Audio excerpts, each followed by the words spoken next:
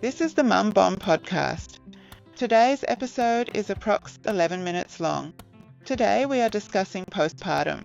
If you need support, please reach out to your GP, midwives or child health nurse.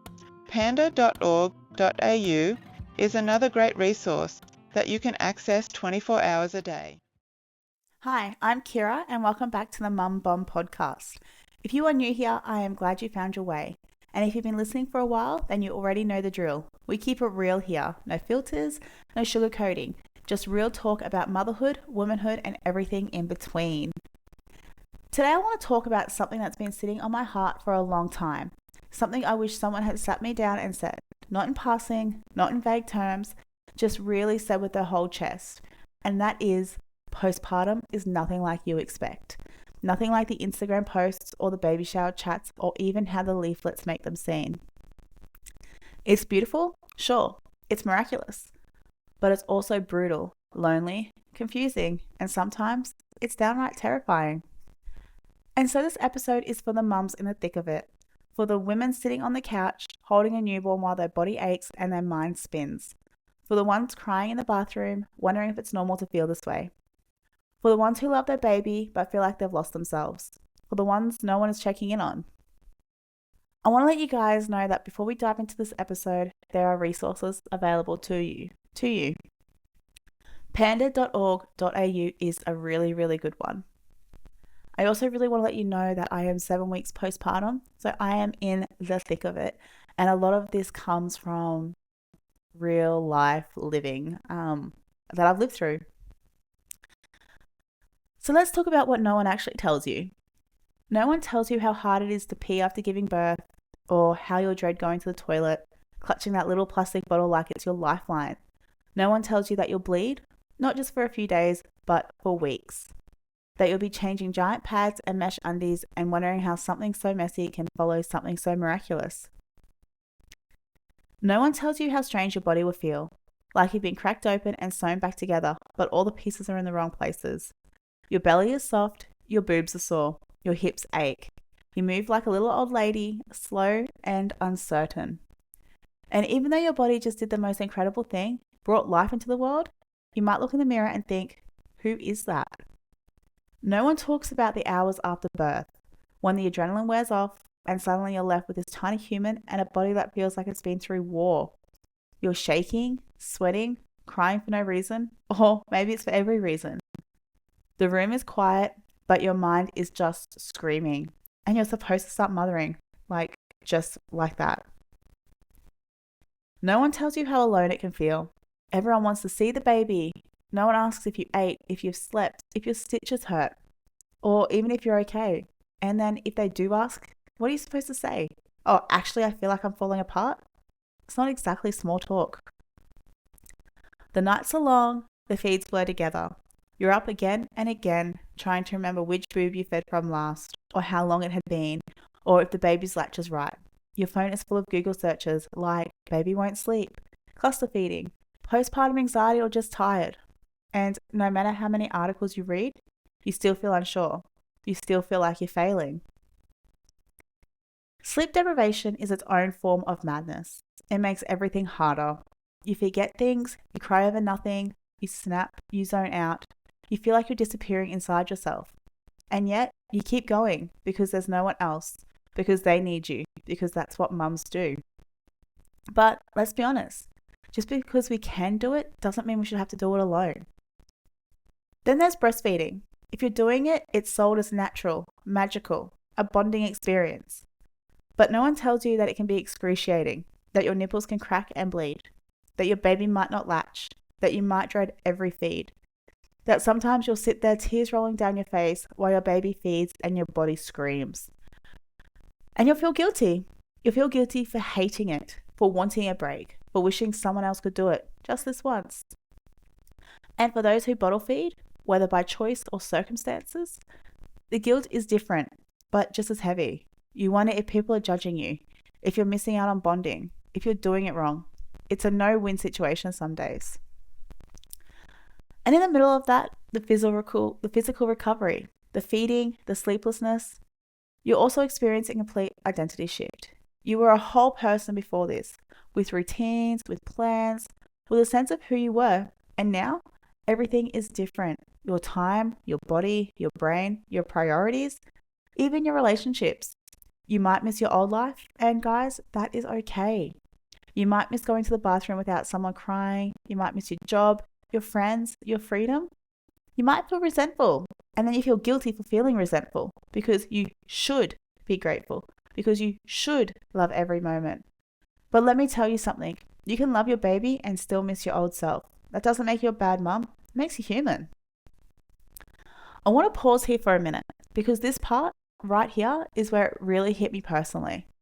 I remember one night, not long after bringing baby home, I think we were maybe a week in, and I was sitting on the edge of the bed at about 3 o'clock in the morning. Everyone was asleep except me and the baby, who had been crying for what felt like hours.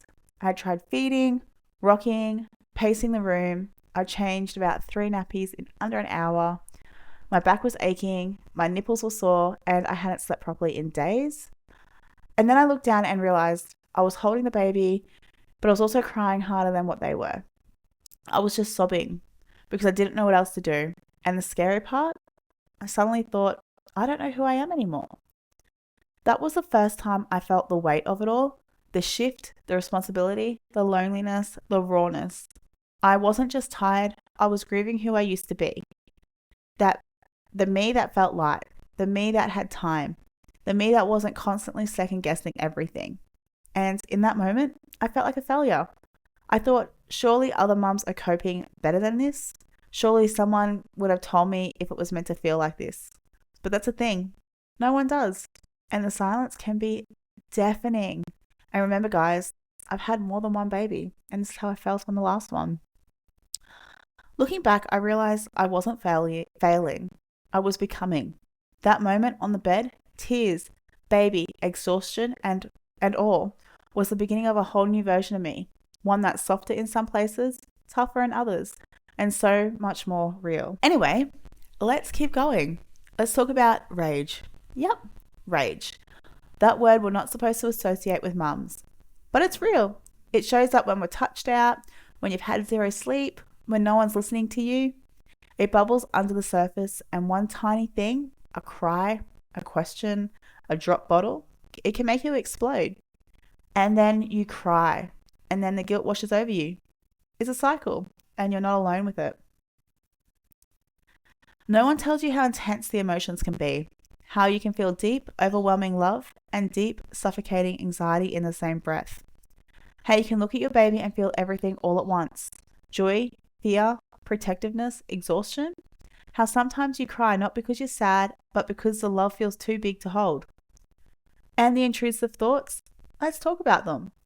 The scary, unwanted thoughts that creep in when you're rocking your baby or walking down the stairs. The ones you don't want to say out loud because you're scared of what they mean.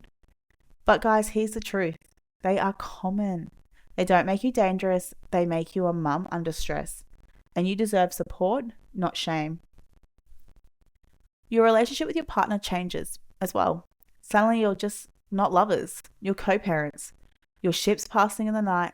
You're arguing over nappies and who's more tired and why the baby won't sleep.